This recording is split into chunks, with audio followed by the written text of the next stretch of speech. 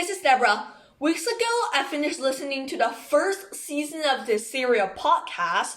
It was about a murder case of a young Muslim man called Adnan Syed back in 1999 at Baltimore. He's accused for killing his ex-girlfriend, Hay, and was sentenced for life in prison from it. But I don't think he deserves it. I believe he's innocent. Why? Because there's so much doubt pointing in this case. And what seems the most unfair to me is that the three main piece evidence the state held against Adnan is not true. And by not true, I mean not proven. Because there's not enough proof to prove that those evidence was true. There's only proof to prove that they're not true. The first evidence the state held against Adnan was his religion. The state believes that because Adnan is a Muslim, which means no girls, no drinking, no smoking.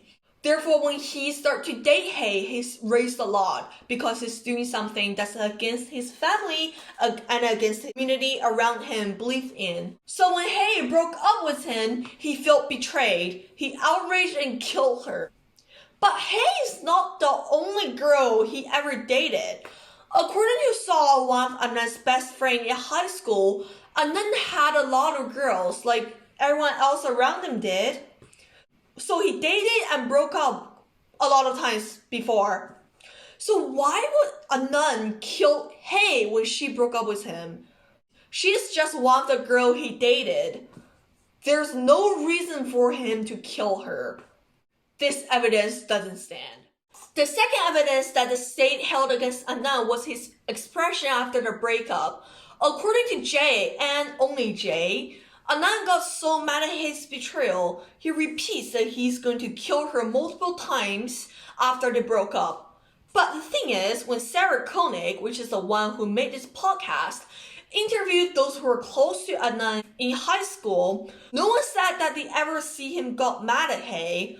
Of course, he was sad like a normal teenager after breaking up, but no one ever see him crying or yelling. That's what his friend and people who knew him from school told Sarah. So now who's more believable? A single person Jay, who doesn't really even know Adnan? Or everyone else who's close to Adnan and know him well? I believe they're a statement. This evidence? Nah. The third evidence that the state held against Adnan is the 2:36 p.m. call. They believe this is the "come and get me, I'm at Best Buy" call Adnan made after he followed Hay to the Best Buy and killed her there at a parking lot. But there was never any payphones in or around Best Buy in 1999. Sarah interviewed so many people and none of them say that they ever remember there was a payphone around that place. A guy who used to steal CDs from Best Buy said he's very super positive that there was never any payphones around that place because it's always a weird of this kind of stuff that may get him into trouble, such as payphones, security, or cameras. So, if there's never any payphones, how could the evidence stand since the payphone is the key rings in the whole evidence chain? There's no way the call is from Best Buy.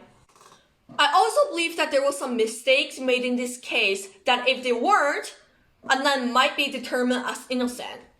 The first one was made by the police. It was the untested exhibit that's being left around his body. In a case in 1993, the two defendants were wrongfully convicted for murder. Years later, when a lawyer group called the Innocent Project take over the case and did a DNA test on a hat that's being left at the scene by the perpetrator, they excluded the two defendants but identified another man who just got released from the jail by committing a similar crime. In Adnan's case, if the police did a DNA test on those exhibits that's being left around his body, maybe they can really find the true murderer. The second mistake was made by the prosecutor. He made an assumption for the 2:36 p.m. call. Jay did confess that Adnan called him, but it's around 3:40 to 3:45. Jen also said that's when Jay left her house. But there's no incoming call on the call log around that time, so the prosecutor assumed that this 2:36 p.m. call is what Jay is talking about. But assumption should never become an evidence.